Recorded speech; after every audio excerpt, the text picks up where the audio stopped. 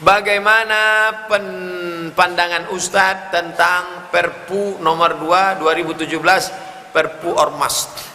Ormas-ormas Islam ini tidak bisa dihabisi dengan apapun.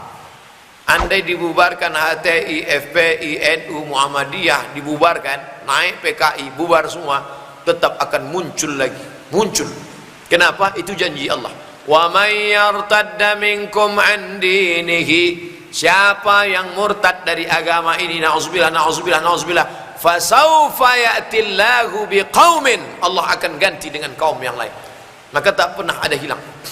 Pergi saya ke Makassar, ada kelompok yang suka pengajian, mereka undang ustaz. Pergi saya ke Pontianak, ada kelompok yang suka pengajian, mereka undang ustaz. Pergi saya ke Palembang, ada kelompok suka pengajian, mereka undang ustaz. Pergi ke Cibubur, ada kelompok suka pengajian, mereka undang ustaz. Kelompok-kelompok ini akan tetap terus ada. Mereka bukan ustaz, mereka insinyur, mereka dokter spesialis, mereka orang-orang kaya konglomerat, tapi jiwa mereka jiwa ustaz. Casingnya tidak ustaz, celana jeans, bajunya jaket kulit, tapi signalnya ustaz. Ada pula bajunya koko, isinya hantu. Anak-anak bapak ibu yang tak punya bakat jadi ustaz, tak perlu dia jadi ustaz, tapi dia akan mengundang para ustaz di masa akan datang, mengajarkan talaqi hadis, mengajarkan tajwid, mengajarkan bagaimana membaca Quran yang benar. Dia talaqi qiraat dengan Imam Istiqlal. Nah, itu yang penting ke depan. Apa makna kemenangan, kekalahan dalam perjuangan Islam? Kalahkah Habib Rizik? Kalahkah Syekh Yusuf Al-Makassari Tajul Khalwati yang dicampakkan ke Cape Town Afrika Selatan, mati dalam pengasingan? Kalahkah Omar Mokhtar yang digantung oleh Mussolini? Kalahkah Said Qutb yang digantung oleh Gamal Abdul Nasir? Tidak kalah. Kalah adalah ketika engkau berturutkan hawa nafsu. Menang adalah ketika kau melawan hawa nafsu. Walaupun kalah di mata manusia, walaupun kau mati di tiang gantungan. Makanya ketika orang berkata, dia mati, dia mati, dia mati, turun ayat, wala taqulu liman yuqtalu fi sabilillahi amwat. Jangan kau katakan mereka mati, bal ahya, mereka hidup. Walakin la tash'urun, kamu tak bisa merasakan kehidupan mereka. Menang ketika berhasil mengalahkan hawa nafsu. Subuh ini kita semua menang karena kita berhasil mengalahkan nafsu. Tidur. Apakah subuh besok kita akan tetap menang? Minta istiqomah, insya Allah. Biasanya insya Allah Indonesia tidak. Wabarakatuh. Alhamdulillah wassalatu wassalamu ala Rasulillah wa ala alihi wa ashabihi wa man tabi'ahu wa bawalah. Al-habaib al-fadil, al-afadil, al-ulama, al-ajilla. Pada kesempatan singkat ini ada 5 poin yang ingin saya sampaikan. Pertama, kuntum khaira ummah, kalian umat terbaik. Bukan karena engkau bolak-balik ke Makkah, bukan karena engkau bangun masjid yang banyak, bukan karena engkau bangun malam, itu semua baik. Tapi kuntum khaira ummah, kamu umat terbaik. Kapan? Ta'muruna bil ma'ruf wa tanhauna 'anil munkar wa tu'minuna billah. Ngajak puasa banyak, ngajak puasa Senin Kamis, ngajak umroh lagi lebih banyak. Tapi yang mengajak amar ma'ruf nahi munkar, FPI, Allahu Akbar. Allahu Akbar. Maka ketika engkau ikut dalam kelompok ini, kau sedang menjadi salah satu dari umat yang terbaik. Yang kedua, bahwa di dalam perbuatan amar ma'ruf nahi munkar tidak bisa sendiri.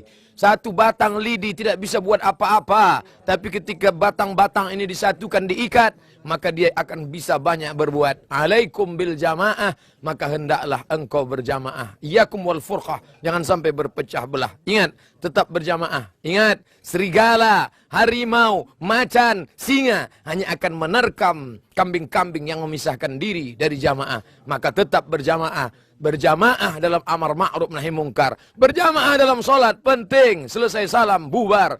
Berjamaah dalam i'tikaf penting, terbit matahari selesai. Tapi berjamaah dalam amar ma'ruf nahi munkar, hanya kematian yang memisahkan kita. Allahu Akbar. Yang ketiga, ingat, dalam perjalanan ini ada sahabat yang memang sudah ikut bersama kita, dan ada musuh. Jelas, ini kawan, itu musuh. Tapi ingat, ada dia menggunting dalam lipatan, menjegal kawan seiring, menikam dari belakang, musuh dalam selimut, sampai satu surat untuk dia. Siapa dia? Innal munafiqin fid darkil asfali minan nar. Kenali sifatnya, pahami dia dengan baik. Kalau bisa ajak dia, tapi kalau tidak, innahu la yadri annahu la yadri, fatrukhu, tinggalkan dia, karena dia hanya akan merusak kita dari dalam. Yang keempat, bahwa ini adalah amal. Beramal, berzikir, bertasbih, orang tidak marah. Tapi ketika kau lakukan amal ini, orang akan marah. Tidak ada yang marah kepada Sayyidina wa Maulana Muhammad sallallahu alaihi wasallam. Abu Lahab tidak marah kepada dia. Tapi kalau sudah dilarang kepentingan mereka, ingat, ketika itulah mereka mulai marah karena kepentingan terganggu, maka mereka akan mengamuk. Mereka ajak, kau tidak mau. Mereka tawarkan materi, kau tolak. Nyawamu akan mereka hilangkan. Itu sunnah, itu sunanul anbiya, sunanul rusul, dialami oleh Ibrahim alaihissalam, dialami oleh Musa alaihissalam, dialami oleh Isa alaihissalam, dialami oleh Sayyidina wa Maulana wa Habibuna Muhammad sallallahu alaihi wasallam, dan dialami oleh umat Muhammad sallallahu alaihi wasallam. Yang terakhir, jangan kau takut. Innalah mudrakun. Apa kata Bani Israel? Innalah mudrakun. Kita akan tertangkap di depan Laut Merah, di belakang ada musuh. Apa kata Musa? Kalla, sekali-kali tidak. Inna ma'iya rabbi sayahdin. Bersamaku ada Allah. Apa kata Abu Bakr As-Siddiq radhiyallahu an? Aku takut ya Rasulullah, andai mereka salah satu dari kafir Quraisy melihat ke bawah, mereka akan melihat. Apa kata Nabi SAW? La tahzan. Jangan takut, jangan cemas, jangan takut. Innallaha ma'ana. Allah bersama dengan kita. Mengapa beda jawaban Nabi Muhammad dengan jawaban Musa alaihissalam? Nabi berkata, Innallaha ma'ana. Innallaha ma'ana. Karena Abu Bakar tidak menakut-nakuti. Dia ketakutan. Orang yang ketakutan harus kita rangkul. Innallaha ma'ana. Tapi kalau ada dia yang menakut-nakuti, nanti kita tertangkap. Nanti kau ditangkap. Kalla, tidak. Inna ma'iya rabbi sayahdin. Bersamaku ada Allah. Sedangkan bersama engkau hanya ada setan beraka. Allahu Akbar. Terima kasih. Mohon maaf segala kekhilafan. Al-Faqir Abdul Samad, hamba Allah yang dhaif. Terima kasih kepada para habaib. Terima kasih kepada para alim ulama. Terus berjuang. Wassalamualaikum warahmatullahi wabarakatuh. Waalaikumsalam warahmatullahi wabarakatuh. Jangan lupa subscribe, like, and share.